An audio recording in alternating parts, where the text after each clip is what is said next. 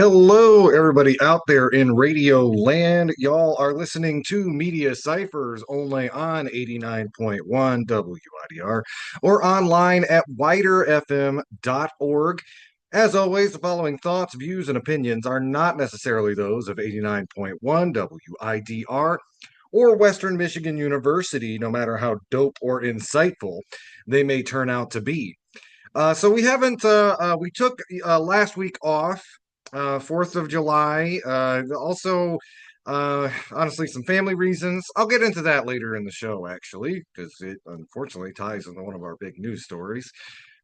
Also, though, if you heard part of that or you didn't hear it, that was our wonderful interview about the book The Many Worlds of American Communism. You can find that on our YouTube page as well as on our podcast. Really interesting history to dive into, especially talking about the history of American organized labor and how it interfaced with a lot of these social movements of the time.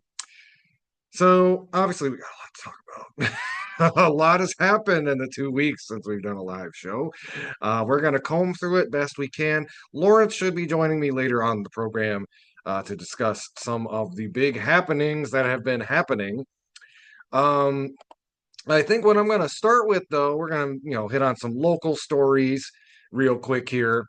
And first one I want to bring up, this is just kind of a quick hit, but it is a very some very big political news and interesting development.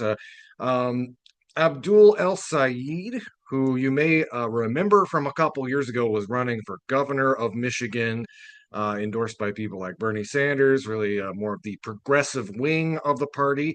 He is going to be running for Senate, for U.S. Senate, in the next round of midterms, trying to replace uh,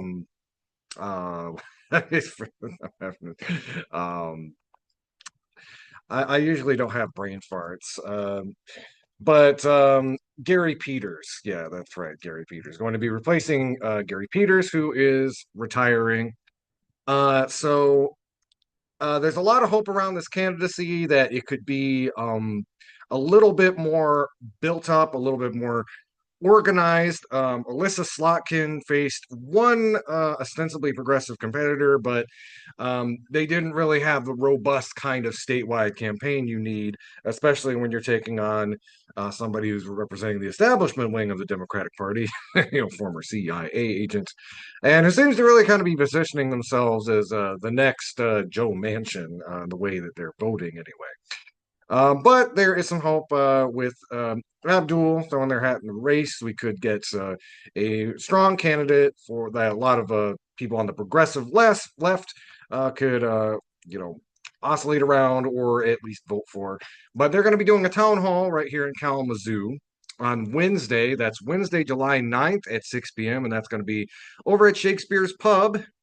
There is an RSVP at the Abdul for Senate website. We will pass it along, but it is open to the public. Again, that's Wednesday, July 9th.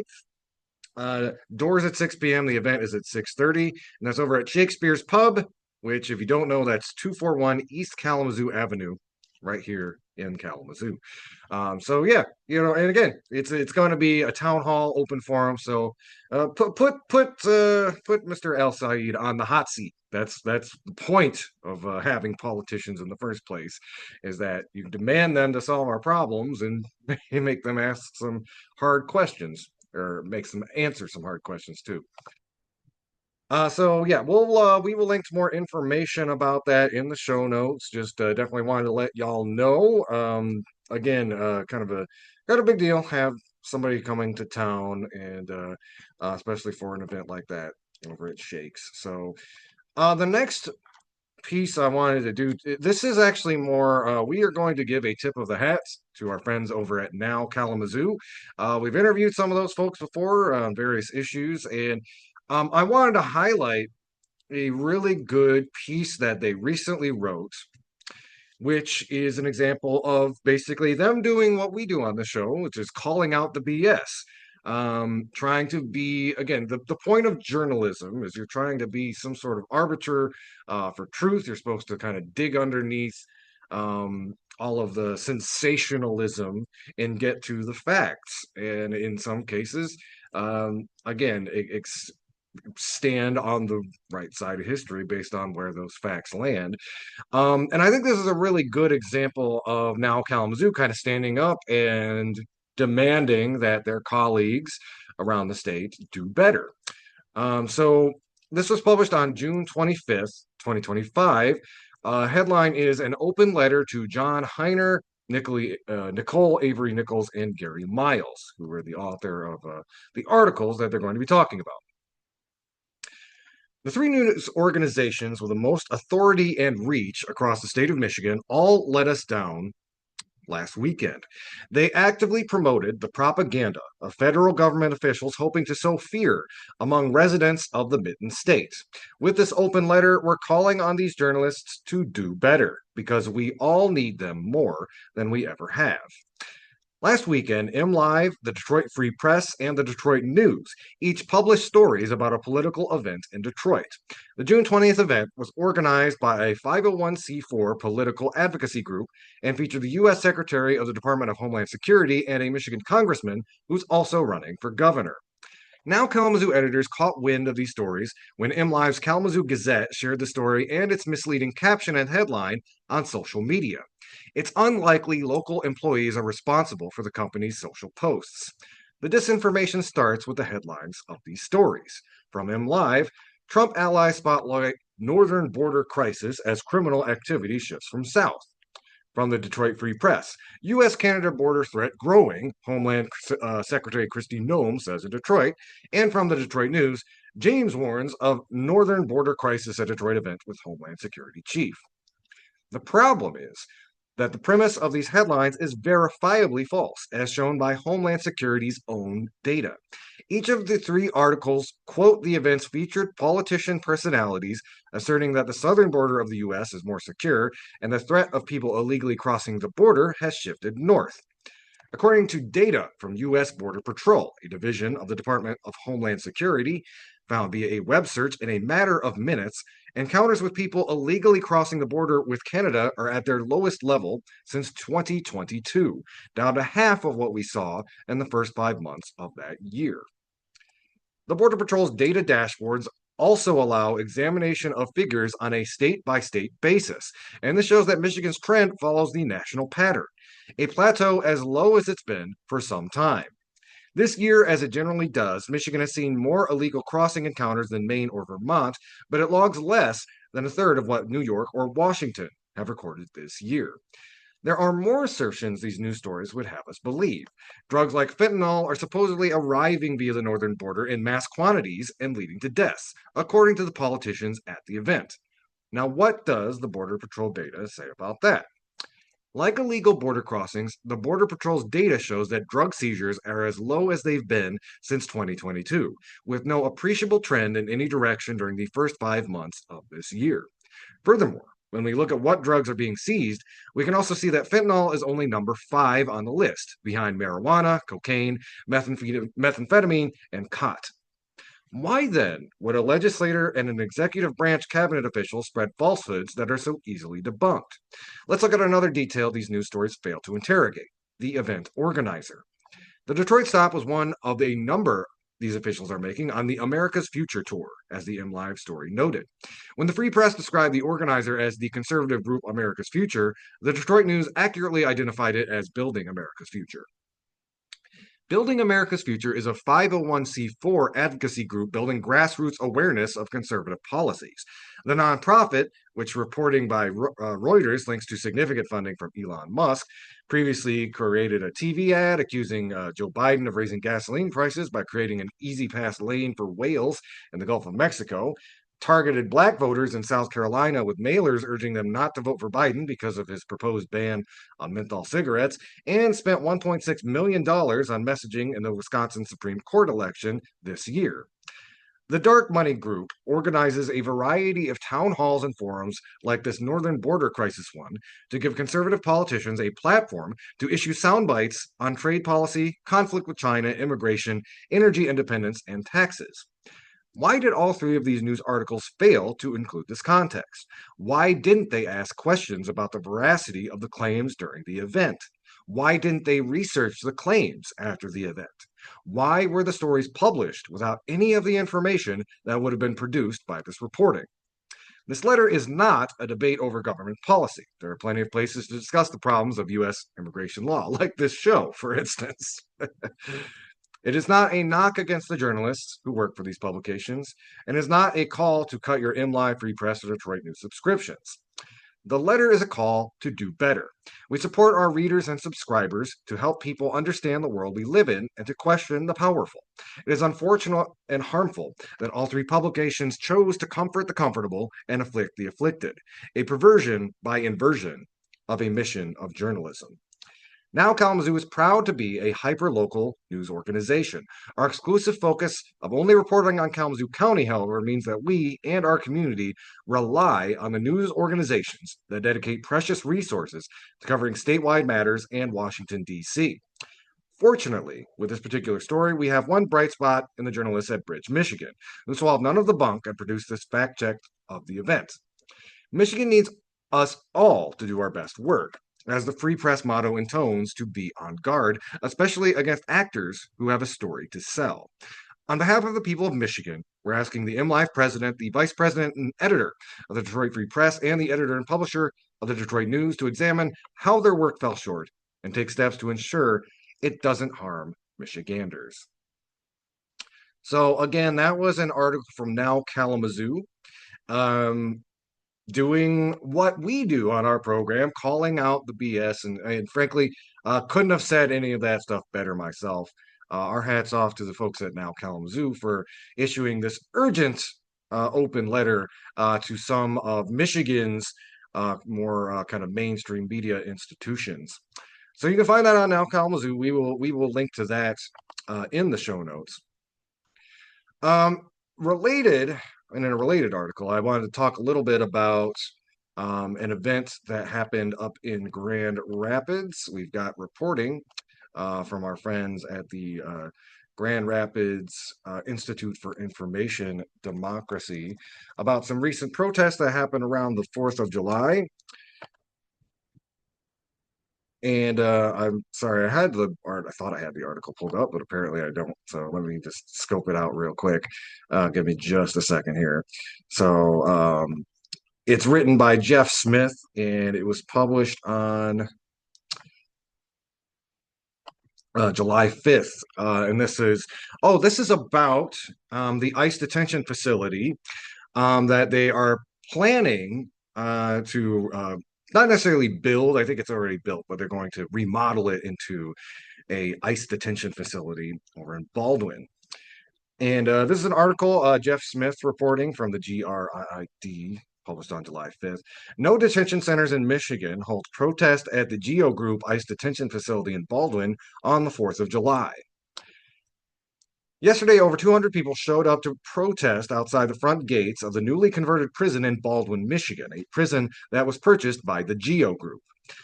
The protest was organized by No Detention Centers in Michigan, a grassroots group that formed years ago that organized a campaign to shut down the former North Lake prison.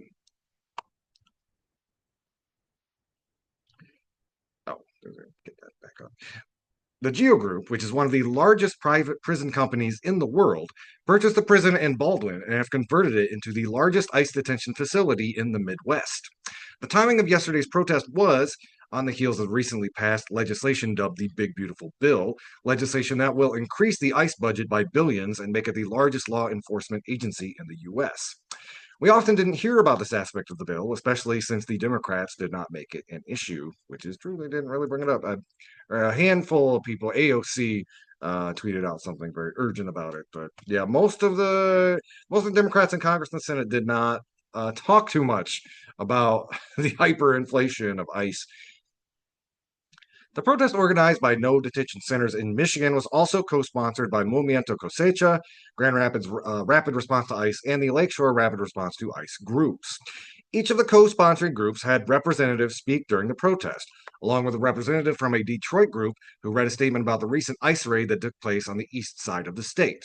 There are several videos of some of the speakers, video you can find at the Kzoo, Michigan Facebook page.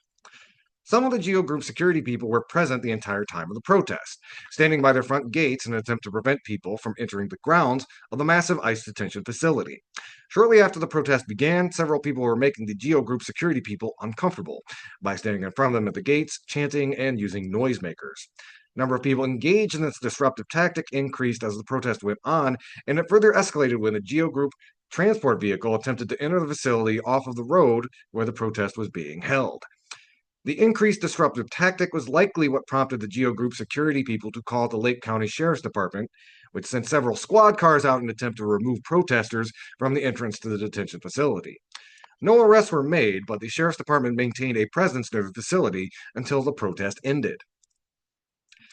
As mentioned earlier in the article, Jeff Smith, who's the writer, he was the police liaison for the protest, which, if you're not familiar with that, often protest groups or organizations will assign somebody to be the police liaison. That way, basically, it keeps everything on a very tight control. You're not having police try to talk to random protesters. There's just one line of communication. Anyway, going on. When the Lake County Sheriff's Department arrived, I attempted to engage them, but they were not interested and only wanted to deal with those who were engaged in the disruptive aspect of the action. As a police liaison, I had no problem with those that were making noise and preventing what was likely Geo Group employees from entering or exiting the detention facility. Disruptive tactics have always been part of movement work, even if it makes some people uncomfortable. As an example, during the civil rights movement, there were actions like the lunch counter sit ins, where trained activists would defy segregation laws that allowed restaurants to segregate white and black patrons. In the famous lunch counter protest, black activists would deliberately sit in the whites only section. It was a classic disruptive tactic that was rather effective over time and forced businesses to end their segregationist policies. I mention this because there were several people who were not happy with those who were involved in the disruptive tactic at the Geo Group protest on Friday. One white woman told me directly that she felt that what they were doing was not what you do at a peaceful protest.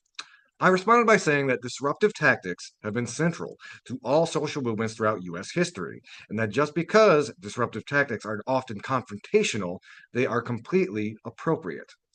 It's clear that some of the people at the no detention centers in Michigan protest want to do more than the standard protest.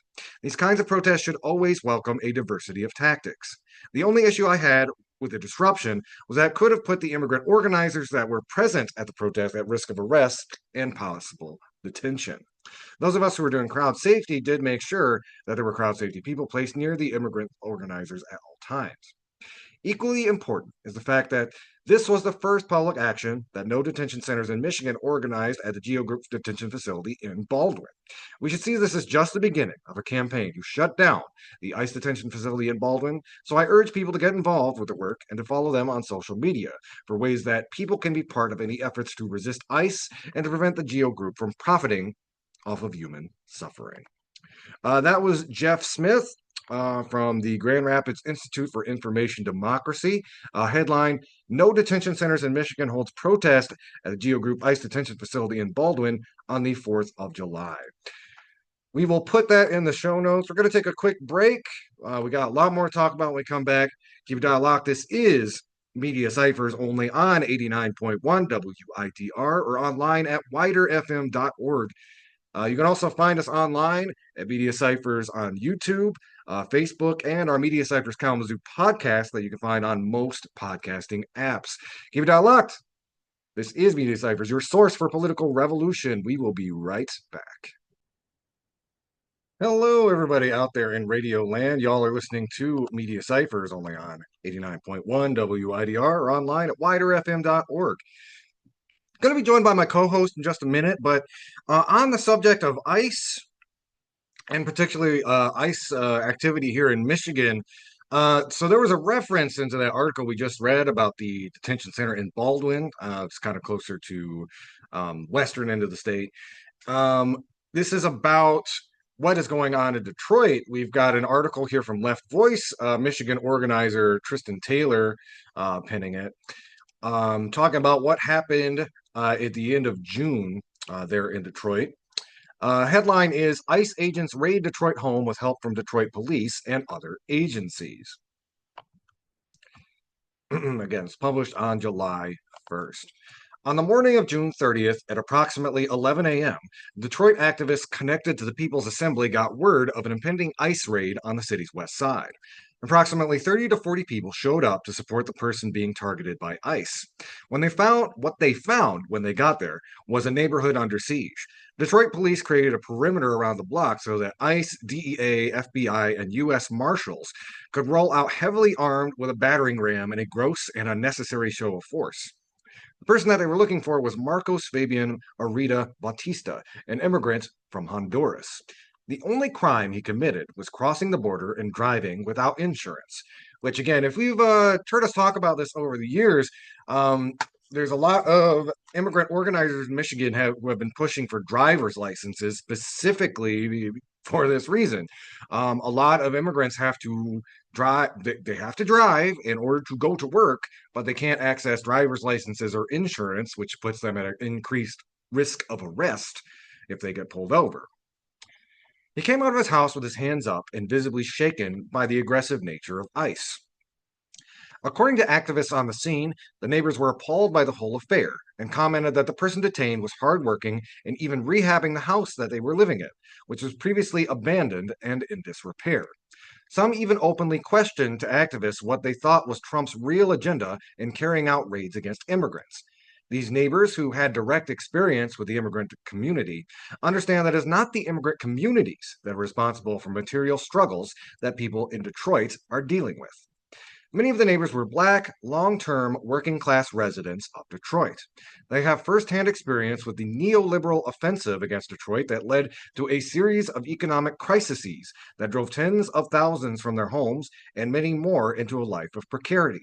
They want their resources to go towards improving social services, creating affordable housing, and providing job training, not carrying out Trump's reactionary and scapegoating anti-immigrant agenda.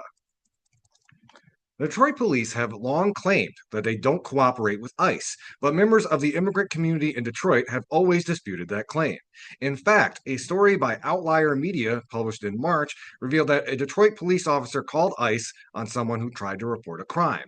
Detroit police said the individual officer violated department policy and that the department doesn't enforce federal immigrant laws.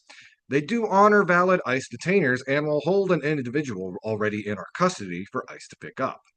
With this raid, Detroit police went a few steps further than simply holding someone for ICE to pick up, which in contrast, we mentioned this on a couple shows ago, but there was a lot of movement, particularly about 7-8 years ago, to force the Kalamazoo Department of Public Safety to refuse to do ICE holds, which apparently the city of Detroit is still doing. Or the police of Detroit, I should say. People of Detroit, less the case. Anyway. Excuse me. Nor was it simply a police officer going rogue. Not only did Detroit Police Department block off the street for ICE, but they even arrested and pepper sprayed protesters who gathered in the community to support Marcos, video the arrest, and show their opposition to ICE raids and deportations. Detroit Democratic Mayor Dugan, throughout his whole tenure, has opposed making Detroit a sanctuary city, but has emphasized the fact that it is a quote-unquote welcoming city for immigrants. A real welcoming city would end all cooperation with ICE. It is ridiculous that a majority Black city is not already a sanctuary city and is participating any way with the Trump administration, particularly given the Republican Party's relationship to Detroit, which has been full of animosity and disdain. Oh, and racism, don't forget that one. The fact that Democrats in Michigan have failed to fight against local governments and agencies working with ICE is more proof of why the working class and oppressed can't rely on them to represent or fight for us. Since the beginning of the year, the People's Assembly has been a space where groups, longtime activists, and those brand new to politics have been able to gather to organize against Trump's anti-immigrant offensive. Now, there is a chance to strengthen the movement and unite the struggles between Black and brown working class communities, especially since these communities will be most affected by Trump's racist, xenophobic, and anti-working class agenda.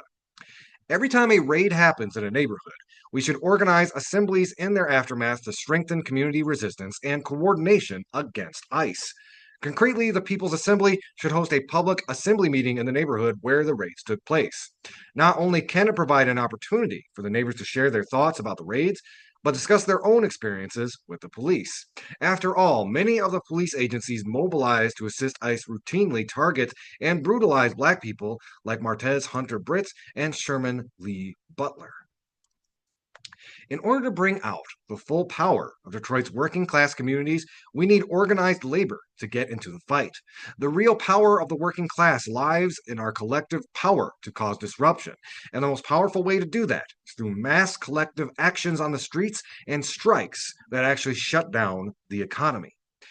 Given the fact that many union members are themselves immigrants or are part of immigrant communities, unions should actively participate in these assemblies to stand up for their members and the whole working class.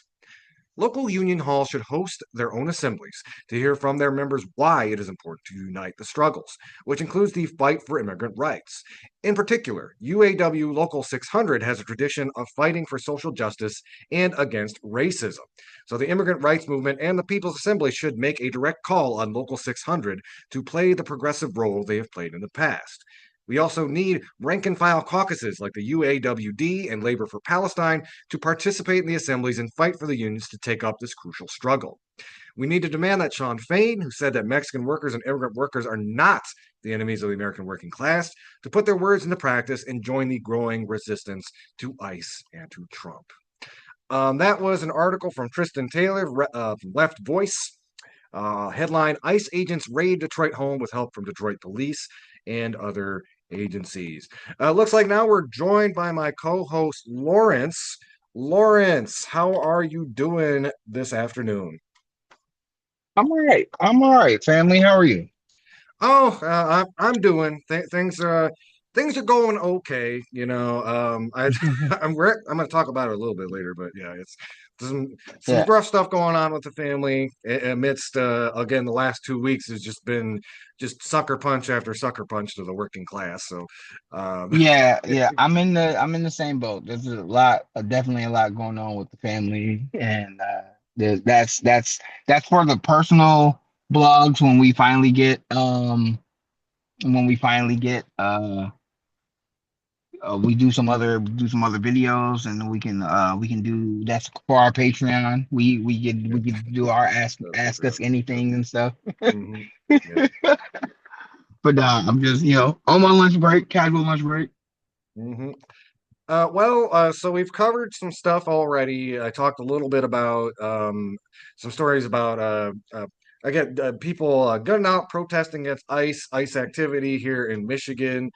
There's a couple other Michigan stories in the pipeline, but I know sometimes we have kind of a limited time with you on your lunch break. So what did you Yeah. really want to hit on first, Lawrence? Man, no, wait. What was the ice raids that what you were just talking Oh about? yeah. So just to kind of summarize for anybody just tuning in, first story we covered: no detention centers in Michigan was protesting outside of Baldwin, Michigan.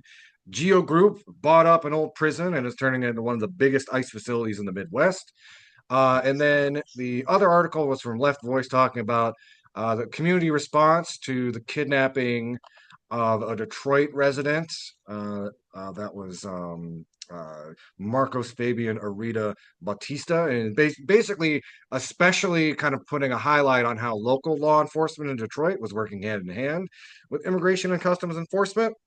And kind of the audacity of that reality when Detroit is such a majority black working class city, multicultural, etc. Yeah. Um, so I where we're at, yeah, well I will say this. Shout out to KDPD, even though we live in Kalamazoo, so shout out to Kalamazoo, Michigan. Our public safety has it as public policy that they do not do coordinate or work with ICE. that is true. That is true. So I was it is talking it is about on. referencing a lot of the public pressure campaigns over the years that have made that cogent, but yeah. Yeah. So mhm. So like I mean, the proof is on the pudding. You have to talk to your immigrant. neighbors to see if that is if that's actually the case. But as far as I know, um, they don't. Yeah. I'd say too, it's probably I would assume there are a lot of officers in KDPS who we talked a lot about the structural role of police. There are probably a lot of them who get into a wrong institution for the right reasons. However, it's important to be cautious because even though that's the official line, I recall we interviewed Nathan Dannison a few years ago. He got kicked off the police oversight committee ostensibly for being part of the counter demonstration against the Proud Boys, and apparently one of the things that kind of got them really upset at him was he wanted to basically have some systemic way to check officers for like white supremacist tattoos, and Hmm. apparently the KDPS got very offended about that for I some mean, reason. I mean, And I mean, oh, that's a. I yeah, mean, you would think if officers are wearing neo-Nazi, white supremacist, fascist tattoos, that that wouldn't be a part of that wouldn't be okay in our body politics. That wouldn't be okay for public safety. yeah. You can't have the community say, "Hey, we trust you to for public safety," and you have neo-Nazi or white supremacist tattoos, right? I don't know. You know what I'm saying? We have to, the next time, like I said, when they have those monthly or quarterly community engagement pieces at the police station on the south side, go to them, speak your mind, talk to the chief, and Yeah. let your voices be heard. Yep, and again, I think I was just kind of saying that highlight, like income, relatively speaking, on paper, a little safer than some areas of the country during this just casino fascism era. But just be careful because ACAB, all cops are bound to their own internal biases. So, so anyway, I mean, look, no, but the fact that so when my opinion on the story, getting back to the story, yeah, yeah. Mhm. if it only erodes the trust between community and law enforcement if law enforcement is helping with these fascist raids. Now, if you want to make the excuse that, hey, they're only going after criminals, cool. Uh, Criminals who are undocumented, 10,000 people. That's around 10, it's around 10,000 people, right? Mhm. ICE has already arrested over 100,000 people. So Yeah, and that means 90,000, 90,000 people. And the number's gone up because they're saying, because Stephen Miller was yelling at ICE and the other officials, hey, we need y'all. They were, Your audio is kind uh, of clipping in and out there, Lawrence. Could you say that again? well, okay. So the part that I'm getting at is that the head, Stephen Miller, was saying that we are not just going after criminals, we're going after regular day laborers. And for people like Joe Rogan and others who are like, man, this is really crazy. I can't believe ICE is doing that. No, they had signs at the RNC said mass deportation. You knew that they were going to do this. You saw them do mass deportation in the first Trump administration. What did you think that they were going to do in the second? You think they weren't going to double down? You think it wasn't going to get worse? Hmm. No, you knew that they were going to do this. You didn't care. You didn't care. And a bunch of Johnny come latelys are saying that are all up in arms now. No, I don't want to hear none of that. It hurts the public's trust with community that local law enforcement is helping with ICE. They shouldn't be doing that because if those undocumented uh human beings in this country are harmed, now they feel like they can't go to the police because if they go to the police, they're gonna feel like they're gonna get deported. And it's not just people from Latin America. You saw what they just tried to do with the Haitian Americans, over 50 500,000 of them in this country, right? They tried to evoke their status. So you got them and people from the Dominican Republic, people from the islands. They're trying to take away the statuses of every of legalized citizens. Like uh they're trying to fill what they call alligator Alcatraz in Florida, Yeah. Hmm. in Gitmo and things of that nature. Hmm.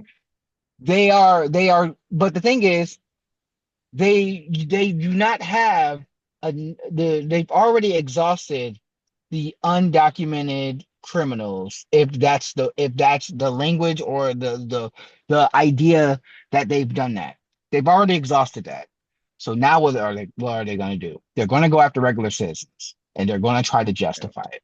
And a lot of people Every all of us are next. a lot of people high up in the fascist movement have really been kind of letting the mask slip on this. Laura Loomer tweeting out, what something like 65 million people defeated the alligators, which if you do your math, that's not how many undocumented immigrants live in the U.S. That's the Latino population. You also have Stephen Facts. Miller, who you're going back to the whole crime thing, and what we're starting to see some interesting schisms in the opposition, which is to say, people like Stephen Miller, it's like anybody who is brown in a Home Depot parking lot, pick them up. A lot of these law enforcement agencies were taking the president at face value and said we're going after the criminals. And as Lawrence pointed out, police have a vested interest in separating themselves from ICE so that they can actually communicate with people in the community without them having fear. Police departments in places like Texas and California have actually been speaking out about this, and they're kind of frustrated with it because as often as we talk about the systemic issues with the police, there is the interesting schism, I think, is like a lot of these police officers do view themselves first and foremost as crime fighters. We fight crime, and why are you making us go pick up maids and Wait, landscapers? It's, wait. You want to know the thing that hurts your ability to fight crime? When the community doesn't trust that you're going to go after the right people. You want Mhm. to know what also hurts your ability to fight crime? When when the community fears that you're going to harm them than going after the people who are doing the community violence. Nobody in our country wants to deal with people who are doing community violence, who are domestic abusers, who are shooting up places. None of us wants to deal with that, right? But you Mhm. want to know what we don't want to deal with more? We do we as community people, as community members, family members, we don't want our law enforcement to then commit more harm to everyone.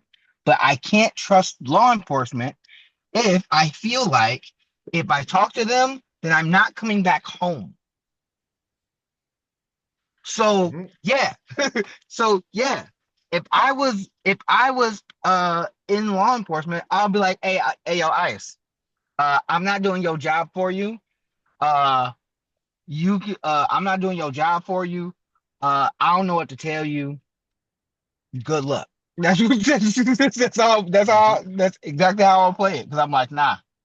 And I think I there have is a realization at the part of the administration that's part of why we have this historic inflation of ICE in the big BS bill.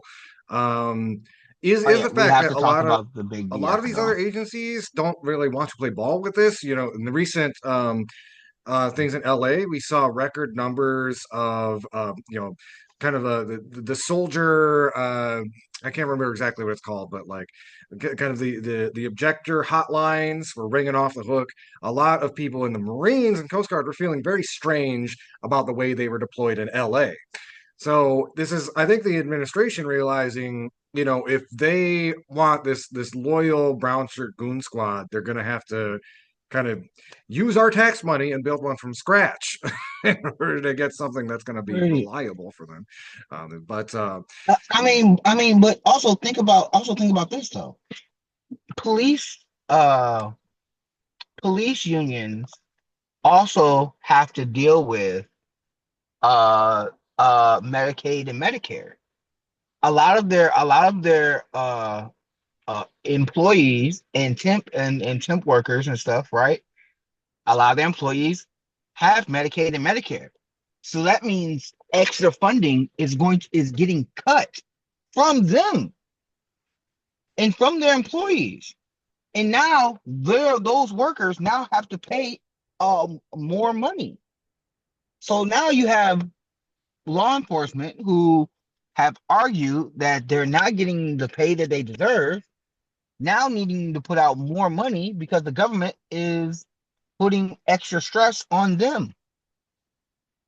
Not just because of their job, but now because they paycheck's gonna get cut more. So this hurts. So this is a double whammy, and it's a double whammy for what? So that Trump and his ilk can give higher tax cuts to his donors. It is a bad scene. The big beautiful bill. It's already bad that they've cut cancer research. It's already bad that they've cut research for AIDS and malaria. Um, USID funding, that's stuff that helps other countries. That they've already cut national service, the weather service, hot air balloons and those satellite the software and engineers that run those programs. And we saw what that devastation looks like in Texas recently, and we have to talk about that story. But they've cut so many things that are vital to making sure that our country runs well, and they are doing that so that those who are in power can gain more wealth. And it is going to have devastating repercussions. The only smart thing about that bill is that the biggest whammies that are a part of that bill don't kick in until 2028, until the next administration specifically comes in. after the midterm elections is Yeah, yeah. yeah, Oh yeah. wow. It is. It is. And that is the only smart thing that bill did, is that they're going to put the blame on the next administration when it is Trump's bill. And this is Yeah. the thing that made me mad with Chuck Schumer. Why did you fight so hard to change the name of the bill? You fought so hard. You fought so Oh gosh. hard to get the name changed off the bill. He Hakeem Jeffries and Chuck Schumer Okay, fought Mr. fought Hitler, harder. we will let you They, pass this enabling act, but we're going to call it the Big Stupid Meanie Head Act instead. no, Take no, that. Take no. that. They changed the name of the bill. Uh, Like the leaders of the Democratic Party fought harder to change the name of the bill than they have fought against the smear attacks on Zohran Mamdani. And that should tell you oh yeah. everything. And that should tell That, you everything that you need to know about the body politics. yeah. They they will help enable that garbage that's going to hurt our country, instead of defending someone people people, who the representatives and the people, the community wants. The community, the Democratic Party backs his ideas, backs his policies, and they will rather smear him than tie the failures of the Republican Party to Trump. They have systematically done that for the last 4 to 10 years, and it makes no sense. Yeah, no, exactly. And it's just the way that again the establishment's kind of been in meltdown since Zohran won. Again, very commandingly, talking a double digit lead. And all now, again, all of the usual suspects are coming out of the woodwork to pump out hit pieces. You've got, I think one of the most audacious ones was the piece in the New York Times where they anonymously quoted a uh, basically a discredited like race scientist type guy who's been known to push eugenics in Yeah, order to like do this like smear on Zohran that he checked the box as African American when he first went to college, which by the way he's from like a country in Africa. So that anyway. right, Yeah. right. Like by any other American standard, he has Yeah. more than the one drop rule. Mhm. Like if we're Yeah. like he has way more than one drop rule because he was born in Africa. Yeah. Like stop it. It's important. Yeah, it's important to understand, and it's like we're seeing this idea happening in real time that kind of the centrist establishment liberals will work in concert with fascists in order to stop, um, you know, democratic socialist movements from moving, emerging and gaining strength. And the fact that they got up to all of this now, while we're watching a presidential administration build an authoritarian apparatus in real time, they're going to spend time on that. That shows you everything about where their priorities are. And again, we point out historical parallels on the show. That was a situation in Weimar Germany where again a lot of the more centrist liberal political parties and institutions would unite with the far right to block out progress from democratic socialists, social democrats, etc. So yeah, again, it's one thing to see that 8 years ago, 4 years ago, but yeah, and especially again, all of the really nasty race baiting that not just coming from the usual suspects on like right wing Twitter, but Kristen Gillibrand going on just like this Islamophobic rant in public. Yeah, yeah. Christian Gilliam. Yeah, it's been ugly. It's been ugly. The Democrats has definitely shown they tail, and it is to hurt. It's always to harm those who have a closer social economic policy to Martin Luther King than it is to actually fight for any of the policies that he talked about. That's the that is the crux of what we've been seeing. Now I have to go, but I do have to do these few quick hits that I want Actually, to I'll talk tell you about. what, you do those quick hits. I gotta put money in the meter because just a low key complain about. So I usually take my bike here to the station. I had to drive my truck today, and you're only allowed to buy 1 hour of time at a time. So I got to go fill the meter. But why Oh, don't you you gotta go drop feed the those meter. quick hits while I go do that? Yeah. All right, all right, all right, all right. So I'm only gonna be on for like 5 minutes. You gotta hurry. All right. So my quick hits. Elon being mad at MAGA, because of the big beautiful bill. Let them fight. Let the right wing nutcases fight. Um, and the fact that he wants to create a third party, I find it hilarious because the people who are trying to back that third party are people like um the dude that owns the Dallas Mavericks, the dude that's on Shark Tank, I forgot his name. It doesn't matter. Uh, and you had people like Andrew Yang, so and and Scaramucci. So you have a bunch of center to right wing people. Nobody who's actually on the left, but center right wing people who want to run a third party called the America Party because they're upset with the Republicans when all of them are getting more money from the tax cuts from the Republicans. These are all people who all supported Trump outside of Andrew Yang. I don't know if Andrew Yang did or not, but I find it hilarious. Let them fight. Uh, if they do get into power and you actually look at any of their political the actual planks of the America Party that they want, it's just another right wing party. It it's going to suck off more voters from the Republicans, and I find that's a good thing. That's a happy note. Um, the Pray for the families in Texas. We knew because we talked about it that when the Republicans cut the when they were doing cuts to science programs, especially when it came to weather and weather forecasting, because they thought it was tied to climate change. We knew that it was going to be harmful. We knew that it was going to be devastating to uh, how effective we can be on dealing with natural disasters. And we saw it in Texas. Over 100 people died. 22 of them from like a Christian summer camp for little girls. It's devastating.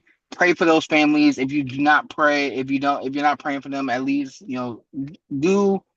If there's a organization that's trying to help put those families back together and be whole, you know what I'm saying? Try to help out and donate. That's devastating, absolutely devastating.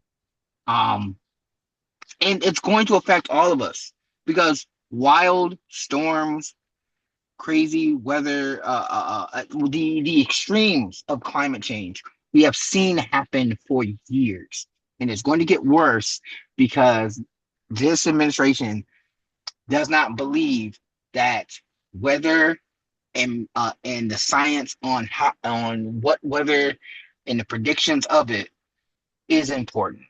So please watch yourselves and protect yourselves. Also, we call ourselves media Cyphers, so we gotta talk about some hip hop news. Everybody saw the trial with Diddy. Um, yeah, I found it. I I think I have multiple thoughts on that. Um, Mostly that there that two well multiple things, but two major things happened. One, the government was overcharged the man, and two, Americans don't understand consent. And a lot of people do not understand consent, and it is devastating on all counts that that trial shows where we are in America. That that a person who is that yes, I don't believe that the RICO charge made sense for Diddy.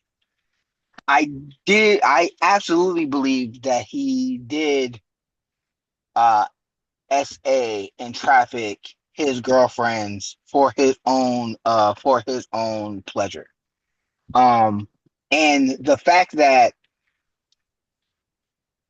the arguments that you've seen about it, that just because somebody consented one time does not mean that you can coerce them into consenting on other occasions. It is an indictment on how we look at consent, how we understand victims, um, how the system will still protect abusers, um, and also our court system overcharging him.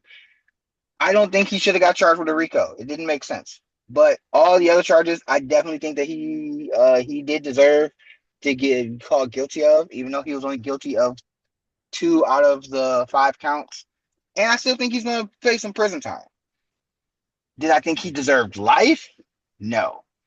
But you cannot abuse a woman like he did and not go to prison.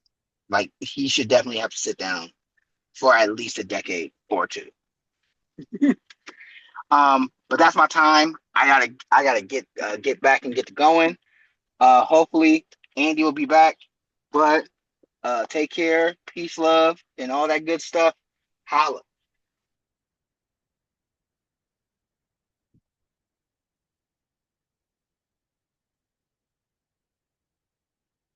Hey, it's only had to run a little bit there.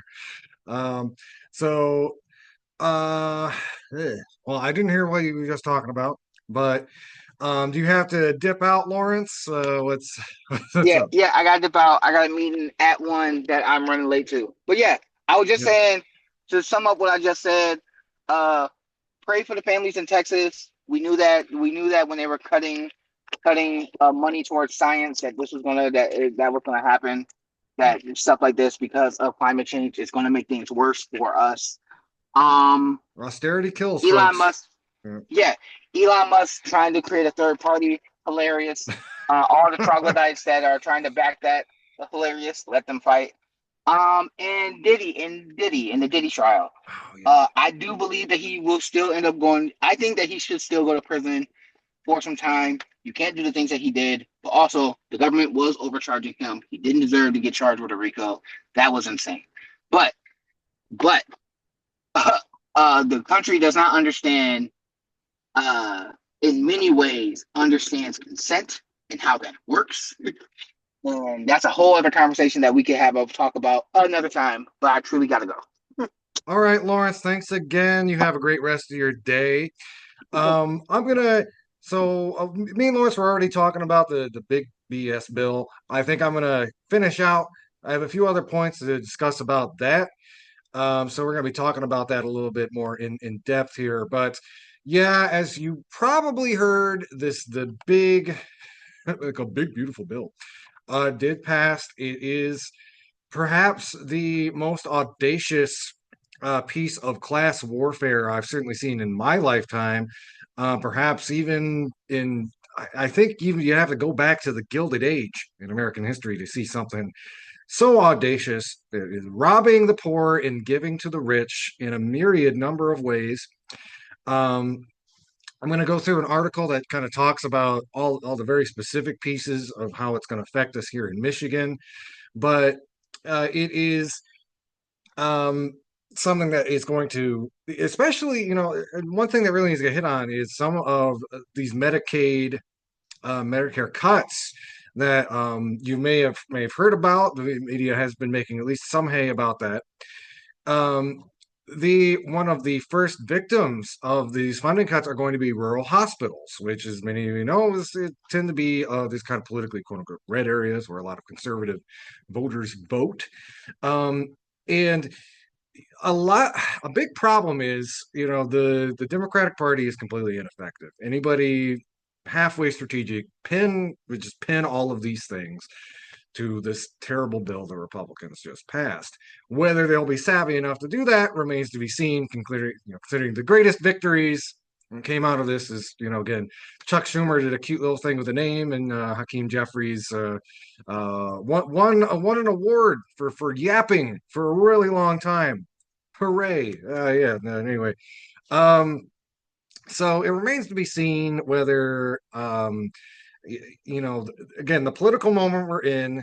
The Democrats are more concerned about progressives and democratic socialists coming to power than they seem to be about Trump's increasing ratcheting towards authoritarian fascism, while at the same time, these cuts are going to be felt by everybody. When these things go into effect, it is going to devastate this country in ways we have not seen in generations. And I'm really not exaggerating. This is going to hit everybody in some really unfortunate ways. Industries in Michigan here are going to be impacted. But, you know, I think of myself as a movement organizer and somebody who's been an activist for almost 10 years now. 2016, 2015 was really when I threw myself into it. And, Bernie Sanders, who I'm, a bit further to the left than I was 10 years ago. But that was one of his rallying calls: Medicare for all, Medicare for all. And the fight for that exposed a lot of people to the realities of America's political system. Again, universal health care, Medicare for all, something that exists in almost every single other country on the planet.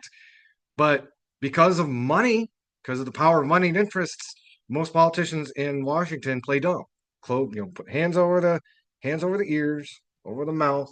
It doesn't work. It won't work. It's too expensive. Blah blah blah. When you have agencies like the Congressional Budget Office saying it would actually save money over time. Anyway, this is going to be devastating. And what's really interesting, and I alluded to this earlier in the show, this legislation dropped at a very interesting time for my family. My brother was been just recently diagnosed with cancer. Some of you may know him, John Argo. He is a powerful community activist and organizer to himself, particularly with the autism community here in town. And me and my brother were texting back and forth in real time as this bill was going through. And I remember he said something on Facebook that kind of it was funny, but not funny. Really in its own way. But he said something along the lines of like, I'm looking at what is going through Congress. I hope it doesn't pass because if it is, I'm toast. Um, which again, my brother is very good at putting things very bluntly. Um, however, oh yeah, it's so intertwined in all of this news about the big beautiful BS bill has been my own personal worry and anxiety and stress about my brother's diagnosis and the chemotherapy treatments that he's going to need. There is no carve out in that bill for cancer patients. I'm going to repeat, there is no carve out for cancer patients. And I want to talk a little bit about the work requirements. So, when you'll hear a lot of these talking points from conservative, oh, they're lying. It's not going to cut people from Medicaid. It's just going to create work requirements. Work requirements. So, let's talk a little bit about what that means in practice. So, essentially, it means in the bill, people need to work and or volunteer 80 hours a month. That breaks down to about 20 hours a week. A lot of people on Medicaid already work, of course, because this is America, and a lot of people don't make so little money at their jobs that they rely on Medicaid for support. So you might say, okay, well, they work. They probably work more than 20 hours a week. What's the problem? The big problem is when work requirements or means testing is added to any sort of entitlement. It used to be entitlement. Um, it sets up another layer of bureaucracy. Now, is the Trump administration going to be adding new staffing in order to deal with this new layer of bureaucracy? No, they're actually cutting people. They are doing everything they can to make the system less efficient. So the big risk is once this layer of bureaucracy gets added in with a bunch of people who are going to be incentivized by their employers to try to deny as many claims as possible. I mean, that's how insurance works.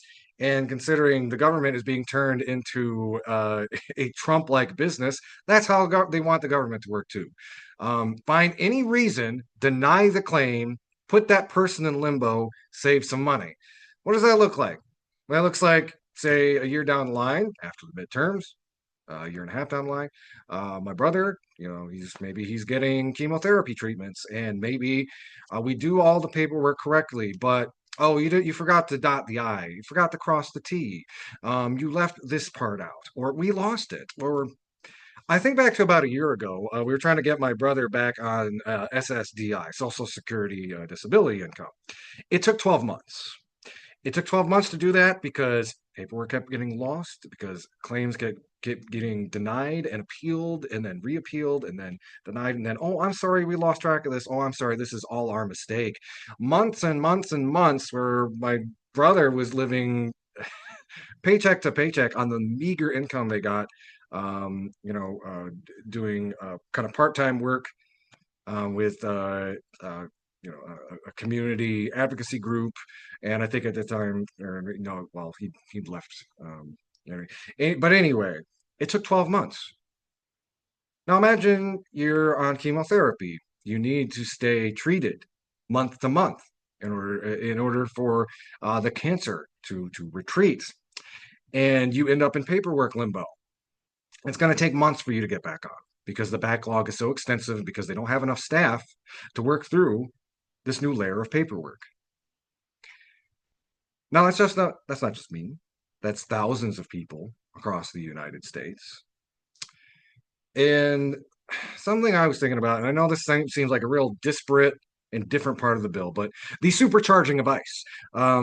ICE is now going to get more funding than the entire Russian military. It's going to be the biggest law enforcement agency in the country after this new funding. Now, a lot of this has to do with the fact that um, ICE, as it currently stands, does not have the capacity to fulfill the white supremacist wet dreams of people like Stephen Miller. They cannot deport and deport and jail immigrants in mass in the way that they would they would like.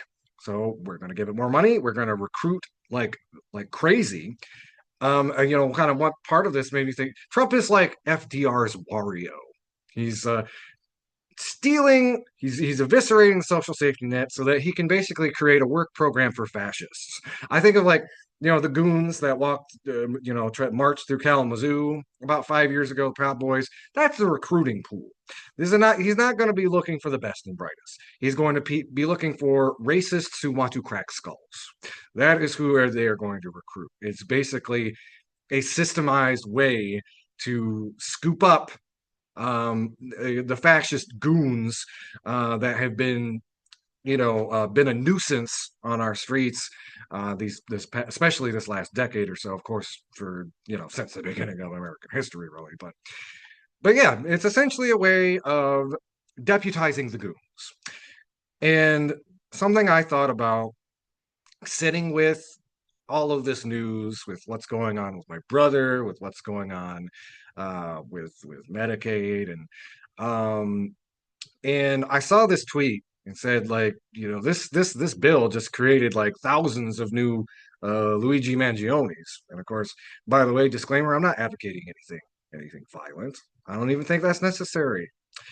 Um, but I think there will be a response. There would definitely be some kind of response, and you cannot recruit enough ICE agents on planet Earth to deal with the kind of outrage and response you're going to get if, again, the projection is 17 million people could get kicked off of Medicare.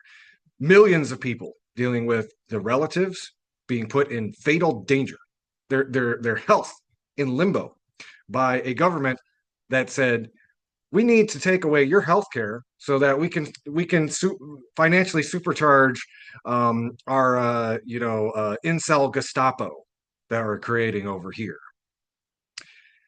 And again, the Republicans will try all their other fancies. It's just like, well, this is why you shouldn't depend on the government, and it's the Democrats' fault somehow. And there will be people stupid enough to fall for it. Make no mistake. But what I've seen, and we were talking about this a little bit earlier about like the MAGA coalition fracturing just a little bit. The people who are not diehard cult adherents are asking questions about many things: the flooding in Texas, the Medicaid provisions, yanking, kidnapping people off the streets. Joe Rogan's been talking about this a lot. They've been asking why Jeffrey Epstein's files have magically disappeared. They're starting to ask some of these key questions. It's important, if you have like conservative relatives in your life who are starting to ask these questions, start talking with them. Have those conversations, especially when the S hits the fan and the Medicaid it starts unraveling. We need to be there. The left needs to be there with these answers to tell people where to direct their outrage, who is responsible for this. It is not just the politicians who voted on this, but all of the, especially healthcare corporations, who lined their pockets and knew that we could, make some more money by robbing from Medicaid and giving to ICE. Again, politics is funded by Geo Group. One of the folks we were talking about, companies we're talking about at the beginning, they're ICE. It is in their financial interest to build ICE's apparatus so they can make money off of gear. They sell the recruits, prison facilities, concentration camps, etc. All about money.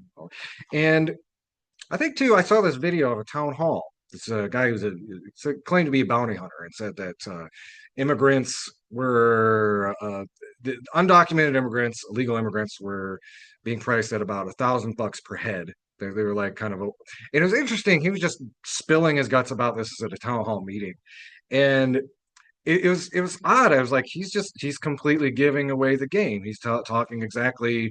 This is exactly what to expect. This is what we're going to do. And then he asks, it's like, what are you going to do? Are you going to give me $2,000 to leave them alone? And again, it was almost like, yeah, it was like in that tone of like, what are you going to do about it? But I'm very appreciative of people like that who, again, have the hubris to talk about what is coming up. Why? Uh, there's a lot of that going around. Talking about Laura Loomer and Stephen Miller being very explicit about what their intentions are and ratcheting up the ICE machine. And something I thought about, again, going back to this bill is going to create thousands of legionnaires. It's like, what is the federal government's end game here? Because again, the idea of like crushing dissents, really like policing people.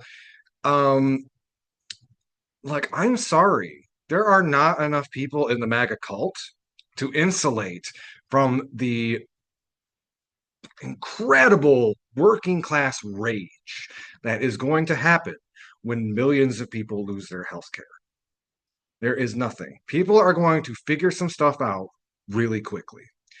And I know a lot of people, again, we talk about this all the time on our show. The mainstream media, especially right wing media, does a very fantastic job of, pointing fingers and of shifting blame and of making sure people, working class people butt heads with each other instead of whose the problem is. Something JD Vance said I thought was very illuminating. He basically said people will I'm paraphrasing, but basically people will forgive the cuts in Medicaid once we have this gigantic ICE apparatus. Like, it's all worth it. It's all worth it so we can brutalize immigrants. And for some people, that might be very true. I mean, I'm sorry, there is a strain. There is a very wicked strain, especially in the white working class of America, that, like, as long as somebody else is doing worse, I'm okay with my conditions also getting worse. There is a strain of that. But there are a lot of people who don't think that way, who are going to look at their mom or sister or brother or aunt or mom or grandma getting cut off from the treatment they need to stay alive and connecting the right dots. You cannot recruit enough ICE agents on planet Earth to deal with what that kind of response is going to be. And again, I know I invoked the Luigi thing. I, on principle and on a strategic level, don't condone violence. But if we, as a working class, could funnel this into, oh, I don't know, general strike, work stoppages, extreme disruptions, these are the kinds of things that can really bring a government and an economic system to its knees. I think we'll have the energy to do it. And about what? How is it? That was six, so 5 months plus 12, so in about 18 months, I think we're going to have some energy. We're going to have some energy to do that. Now, whether the working class will unite against, again, just this unbridled class warfare or squabble about our petty differences, that remains to be seen. But one lesson I did take back when the whole Mangione incident happened, there is no single issue in the United States that unites across political divides like healthcare. And if you start taking that away from people, you are going to have a very angry proletariat that also happens to have more guns than any other country on the planet. So, you know, I'll let the federal government can do the math on that one. Anyway, yeah, I don't know if the tax cuts are worth it. I'm just saying, you might have some buyer remorse. It's like people got a little bit more than torches and pitchforks these days. I'm just going to leave it at that. So we're going to take a quick little break. We've got some more Michigan stories that we're going to hit on. Y'all are listening to Media Cyphers only on 89.1 WIDR. or you can also find us on Facebook, YouTube, or the Media Cyphers Kalamazoo podcast, which you can find on most podcasting apps. Keep your dial locked. This is Media Cyphers, your source for political revolution. Hello again, everybody out there in Radio Land. Y'all listening to Media Cyphers only on 89.1 WIDR or online at widerfm.org. So we're going to stay on the top. Oh, excuse me. Stay on the topic of the big BS bill. There's a great article from Bridge, Michigan that really goes into specific details about how it is going to affect Michiganders. I'm just going to read a couple of excerpts from the article here. We will link to the show notes so you can read it for yourself. I'm going to start. It's going to grow the deficit. Federal debt has grown 121% since 2015, and interest payments alone on it cost $881 billion this fiscal year, more than the government spends on veterans or children. By 2034, interest costs could consume 20% of federal revenue. And I say this because I'm obviously not like a deficit hawk or whatever, but I just want y'all to understand the scale. Like that's 1/5 of federal revenue going to line the pockets of billionaires for these tax cuts, while also supercharging a law enforcement agency that basically acts at the behest of Donald Trump and Stephen Miller. I want to talk a little bit specifically about how the Medicaid changes are going to be felt here in Michigan. To partially offset the cost of tax cuts, the proposal is projected to significantly cut spending on Medicaid, including through work requirements that begin December 31st, 2026. All told, estimates indicate the federal government could save more than $900 billion over the next decade on a latest version of the plan. The government could save $900 billion. Oh, that's great. Oh, how wonderful. What are we going to put those savings toward? Probably more bombs and more ICE Gestapo cops. Anyway, in Michigan, Medicaid provides health insurance to more than 2.6 million people, or 1 in 4 state residents, primarily with lower than average incomes. Some 200,000 residents could lose their coverage under the federal legislation, according to Governor Gretchen Whitmer, who strongly opposes the plan. Under the GOP plan, able-bodied adults under age 65 would need to provide proof twice a year of at least 80 hours a month of completing community engagement requirements such as work, education, or service to keep their coverage. This plan does exempt seniors, parents of children aged 14 and under, and people with disabilities. Proponents argue the plan would reduce Medicaid fraud, which is, by the way, virtually non-existent. It's like you know what would be fun? Medicaid fraud. And again, if we lived in a sane country, there would be no such thing as that because everybody would just have health care in the first place. Anyway. Critics are concerned the new requirements could leave a wide swath of otherwise eligible people without coverage if they're unaware of the changes or make a mistake in their paperwork. The hardest hit are people that need health care, and that it also contributes to uncompensated care for hospitals as well, said Laura Appel, Executive Vice President of the Michigan Health and Hospital Association. She called the plan as written a recipe for more people losing coverage. Michigan and other states were moving towards work rule requirements under the first Trump administration over objections by the Whitmer administration before a federal court ruling ended the effort. Another provision in the bill would cap and reduce state Medicaid provider taxes starting in 2028, a strategy that Michigan and other states use to leverage federal funding for Medicaid. Industry advocates say those changes could have an adverse impact on rural hospitals, which often rely on Medicaid reimbursements to stay open. The plan includes a $50 billion fund for rural hospitals. Industry experts say that represents less than half of the expected total losses rural healthcare is expected to face over the next decade. The funds are also designed to be split among hospitals, health clinics, and other care centers, meaning it's unclear how much help rural hospitals would actually get. A provision to block coverage for undocumented immigrants likely would not impact Michigan, which already limits eligibility to citizens and legal residents. States like Michigan, where the vast majority of Medicaid funds come from the federal government, would have to figure out how to reduce services, trim people from the program, or backfill the cuts with millions of dollars from other programs, public safety and infrastructure, for example. A recent report from the Democratic-led state Senate warned the federal legislation could blow a $2 billion hole in the state budget, noting that roughly 70% of state spending on the program comes from federal sources. The magnitude is hard to wrap your head around because we just don't have the resources at the state level to backfill a cut of this nature, State Budget Director Jen Flood had previously told Bridge, Michigan. The plan also includes an estimated $285 billion reduction in federal spending over the next decade for the Supplemental Nutritional Assistance Program, Bridge Card, if you guys live here in Michigan.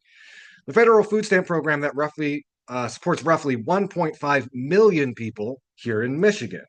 Among other things, the legislation would cap annual increases in benefits, as well as expand existing work requirements for food assistance to older adults and parents of children over the age of 10. Carrion Martis, manager of the Flint Farmers Market, predicted Tuesday that the changes to SNAP would be destabilizing for thousands of households in Genesee County and market patrons, many of whom take advantage of double up food bucks or other food assistance programs to access fresh fruits and vegetables. Food assistance gives people choices. It provides them nourishment and it gives them stability, she said. I can't even imagine what this is going to do to the whole ecosystem of our community. States would also have to cover some costs of the program and would have less flexibility to waive certain work requirements. Most immigrants with legal status, including refugees, would be barred from receiving food assistance under the plan. States would be required to cover between 5 and 25% of benefit costs, plus 75% of administrative costs, which the state budget office estimates would cost Michigan around $890 million a year, just shy of $1 billion. Going down to things to do more with Michigan's industrial economy. On his first day in office, Trump vowed to end a so-called electric vehicle mandate and wind down green energy initiatives. That includes a $7,500 tax credit for consumer purchases of new electric vehicles, which Trump promised to eliminate during Michigan campaign stops. Those tax subsidies would end up under the proposed legislation. Also on the chopping block, tax credits incentivizing clean energy production from the 2022 Inflation Reduction Act, which coincided with several major federal investments in Michigan projects. Trump previously rescinded a Biden order that established a national goal for 50% of all cars in the U.S. to be zero emissions by 2030 and directed the EPA to establish related emissions and fuel economy standards. The changes could have a significant impact on Michigan automakers, which have already committed billions of dollars to transition to electric vehicles and build batteries, and other businesses investing in renewable energy. A dozen vehicles produced by Detroit's Big Three currently qualify for electric vehicle tax credits, which would go away under the legislation. Clean energy advocates panned the plan Tuesday, predicting the legislation could put more than 25,000 industry jobs at risk in Michigan alone and drive up energy costs. At a time when energy demand is surging and families are already struggling to make ends meet, this bill would raise costs, make the grid less reliable, and make the U.S. more dependent on foreign oil, said Lori Lodes, executive director of the advocacy group Climate Power. Going down, I want to hit on student loans, and this affects a lot of y'all in our listening audience out here at Western Michigan University. GOP legislation would also eliminate several Biden-era repayment options for student loans, including the SAVE plan, an income-driven repayment program that accelerated the timeline for borrowers to get their loans forgiven after making several years of payments. These would be replaced with two repayment options for borrowers who take out new loans or consolidate existing ones after July 1st, 2026. A standard repayment plan with fixed monthly payments and a repayment assistance plan calculating monthly payments based on total adjusted gross income. There are roughly 1.4 million federal student loan borrowers in Michigan, with an average of nearly $37,000 per borrower, according to the Education Data Initiative. Interest rates vary depending on the loan type and when it was taken out. Critics argue that basing the calculations on adjusted gross income instead of borrowers' discretionary income could mean some borrowers will have to choose between basic necessities and affording their student loan payments. It's basically saying, again, another slap in the face to the working class. You have to go to college, get an education so you can get a good job. You get a job that doesn't pay nearly enough, and the government says, You are required to pay back your student loans. I don't care if you have to pay rent or groceries or utilities. Give me my money. That is, again, another cruelty buried in this bill. Again, we will be talking about the BBB probably more in the future, but buckle up, especially keep your calendars or keep your eye December 2026 when a lot of this really terrible stuff is supposed to take effect. And we as a community need to prepare accordingly. Y'all listening to Media Cyphers only on 89.1 WIDR or online at widerfm.org. You can also find us online, YouTube, Facebook, and the Media Cyphers Kalamazoo podcast. You can find on most podcasting apps. We're going to take a quick little break. Come back. We're going to talk. We got a kind of a minor scandal from DTE Energy over some COVID lockdown. Dark money. It's very, very interesting reporting from The Guardian. Keep your dial locked. This is Media Cyphers, your source for political revolution. Hello, everybody out there in radio land. Y'all listening to Media Cyphers only on 89.1 WIDR or online at widerfm.org. This next article comes to us from The Guardian, and it's a pretty scandalous thing that they dug up about DTE Energy. If you're not super familiar with them, consumers basically has a monopoly on power here on the west side. DTE is more on the east side, and they are being implicated in a dark money that was involved in some of the anti-lockdown protests from a couple of years ago. So, headline is Michigan utility aided sabotage of COVID lockdown policies, documents reveal. It's written by Tom Perkins, published on July 7th. Newly released court documents show power utility DTE knowingly contributed $100,000 to a dark money nonprofit that helped sabotage Michigan Governor Gretchen Whitmer's COVID lockdown policies. The documents contradict previous DTE statements that claimed the utility was not involved with the donation. In January 2023, The Guardian detailed how a DTE affiliated dark money nonprofit financially contributed to the successful repeal of Whitmer's emergency order powers. The campaign, coordinated with state Republican leadership, helped bring about an end to COVID lockdowns and policies. Peter Turns, then a DTE Energy spokesperson, twice emphatically denied the company's involvement.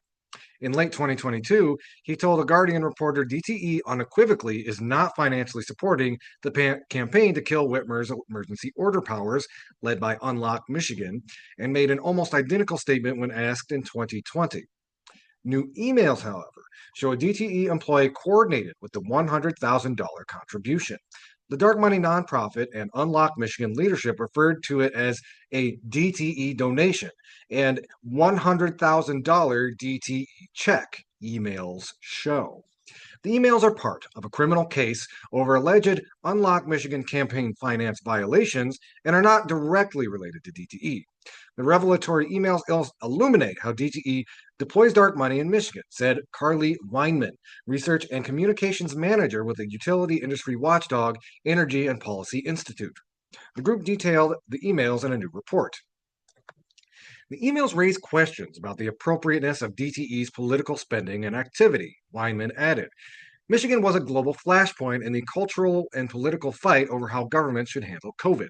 Whitmer's lockdowns were effective at controlling the virus's spread, but right-wing opposition to the restrictions culminated with multiple demonstrations and armed protesters storming the state legislature in mid-2020. While the COVID restrictions are over, dark money groups remain powerful players in state and national politics, and the emails show how lax transparency laws shield them as they move funding for politicians or causes. Utilities generally opposed lockdowns in 2020, industry observers have said. During the first wave of COVID restrictions, many voluntarily stopped or were required to cease shutting off services to financially struggling customers. Sources initially alerted a Guardian reporter to the donation around the time it was made in late 2020, but no public record of it was available at the time. IRS records confirm the donation became public in late 2021. They show the funds went from a DTE affiliated dark money group, Michigan Energy First, to another dark money a nonprofit called Michigan Citizens for Fiscal Responsibility. The latter served as a primary funder of the Unlock Michigan campaign, donating about $1.8 million in 2020. Though DTE lobbyists served on MEF's board, then DTE spokesperson Turnez has steadfastly insisted it was a separate entity and there was no coordination between the two. In an email sent on Wednesday, DTE spokesperson Jill Wilmot conceded that the company gave money to MEF, representing a shift from its past statements. Still, DTE denied that it knew what MEF did with the donation. However, the new emails show DTE did know how MEF would spend the money. The company's corporate and government affairs chief of staff, Pam Headley, in 2020 facilitated the $100,000 donation from MEF to MCFR, emails show. MEF's board president at the time was Rinze Hoeksema, a now retired DTE lobbyist. Healy was a DTE employee with no known role with the MEF. Healy sent an email from her DTE email account during business hours to MCFR with the subject line, RE contribution from Michigan Energy First. The email shows how Healy coordinated the DTE donation. Rinze asked me to let you know that today, the Michigan Energy First Board approved a $100,000 contribution to Michigan citizens for fiscal responsibility. The criminal filings also include emails between MCFR and Republican Senate leadership working with Unlock Michigan. They refer to the donation as being from DTE Energy. One email states, I think I'm getting the $100,000 tomorrow from DTE. Another from the following day states, Unlock Michigan update, $100,000 DTE check arrived today. Well, you can't get caught much more red-handed than that. I think it's an important point to stress the connection between, again, some of these more morally agnostic corporations like DTE and fascist movements. And now was DTE giving money to Unlock Michigan because they were fans of some of the fascist paramilitaries who were taking place to that effect, or who tried to kidnap Gretchen Whitmer? No, but this was money that facilitated the organizing of those elements, and there had to be an understanding that, again, the type of people who were most in opposition to the COVID shutdown were kind of these petty bourgeois business owners and a lot of these far-right extremists and conspiracy theorists, et cetera, et cetera. It kind of exposes the way that corporations and capitalism will, basically let fascist goons help carry out their agenda as long as it makes them more money. Open stuff back up so we can get the power grid flowing so that we don't have to give people free energy and we can get back to business as usual. Not to mention, this is money that got people killed. Lifting those COVID restrictions early, I mean, obviously I don't have the math on hand, but COVID has killed and is continuing to kill millions of Americans. And there's no knowing how many Michiganders could have been saved if companies like DTE were not able to fund organizations like Unlock Michigan through dark money. I've got one last kind of international update, and then I think we're going to kind of close out the show. Stay on till 2 because electric pop therapy is next. But I wanted to give a quick international update about what is going on in Gaza. The carnage continues. They just recently blew up a desalination plant. It's one of the last sources of fresh water for the Gaza Strip. The cruelty just keeps getting piled on. But there was an incident that just happened, which actually hasn't been talked about a lot in the news, which, that maybe says something unto itself. But this is actually from a Middle Eastern outlet, the Quds News Network. But there was a Gazan resistance ambush in Beit Hanun, just happened yesterday. And there's been some coverage of it on mainstream media, but not a ton. Essentially, a roadside bomb hit an Israeli tank. Rescue team arrived and was hit by a second explosive. Another rescue unit came to aid second, was also hit, and a fourth explosive. and intense gunfire followed, targeting all of the IDF soldiers. Reports revealed that resistance fighters targeted a military robot loaded with ammunition during setup, causing further chaos among Israeli ranks. Israel reports confirmed the deaths of at least 5 soldiers, with 16 more wounded, some in critical condition. Israel is known for underreporting its military death tolls. You also notice it's been very quiet from Israel about this. There hasn't been a lot of haymade. It's kind of it's like, do you feel a little embarrassed that a population that they've been trying to starve out of existence still maybe had a little bit of resistance left? Anyway, the Al Qassam brigades, the armed wing of Hamas, claimed responsibility. In a telegram post, the resistance movement said, "The funerals of your soldiers will be a regular event as long as the aggression continues. We will crush the myth of your army's invincibility." Israeli outlets said Netanyahu cut short a meeting with U.S. envoy Steve Witkoff after receiving an urgent security briefing. Today's event marks one of the most complex resistance operations since October 7th, combining explosive traps, real-time targeting, and layered ambush tactics. And I'll go ahead. We'll link to that in the show notes. Oh yeah. Again, one last bit here. Political analyst Ayid Al-Karara commented on the Bayat Hanun ambush, saying the Bayat Hanun operation was not a passing incident. It sent a strategic message. The battlefield is far from decided. The resistance still holds surprises, and the occupation faces a deep military and political crisis. Now, in recent days, we've heard, again, it's agonizing to watch this. It seems to pop up in the news every couple of weeks that the Trump administration is going to do a real ceasefire in Gaza this time, while people are just being massacred like lambs in the slaughter over there, the Palestinians. And it is worth noting that operations like this could be putting more pressure on the idea. They want a clean victory. They want to expel everyone in Gaza, and they want them to either get out or lay down and die.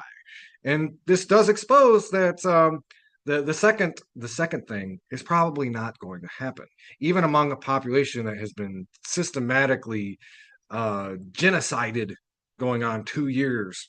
And in the week that we also have this really disgusting farce of Netanyahu presenting Trump a letter saying Israel wants to nominate him the Nobel Peace Prize, and also, I mean, just it's like, oh, who's going to listen to a nomination from Israel right now?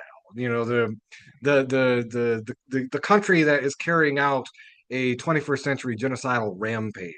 I'm not sure exactly what they know about peace. It's like Mussolini presenting that letter to Hitler and see what kind of legs that it has. But it does show that, again, the resistance to Israel's occupation and the genocide is not going unprotested. It is not going it is not people are are going to be people who fight back. And whether that will add into the calculus of whatever happens next for the people of Gaza does remain to be seen. But between Iran, bombing central Tel Aviv and this act of resistance in Gaza, I think it does show the IOF and the Israeli government that these genocidal aspirations are not going to be the walk in the park that they wish them to be. We'll link to that article in the show notes. I want to thank y'all again for listening. This has been Media Cyphers. You can find us online, Facebook, YouTube, and the Media Cyphers Kalamazoo podcast. You can find on most podcasting apps. We're going to take we're going to close out for now. Stay tuned until 2 o'clock. If you're listening on the radio, Electropop Therapy is next. Thank y'all for listening. And until next time, keep on fighting for that revolution solution.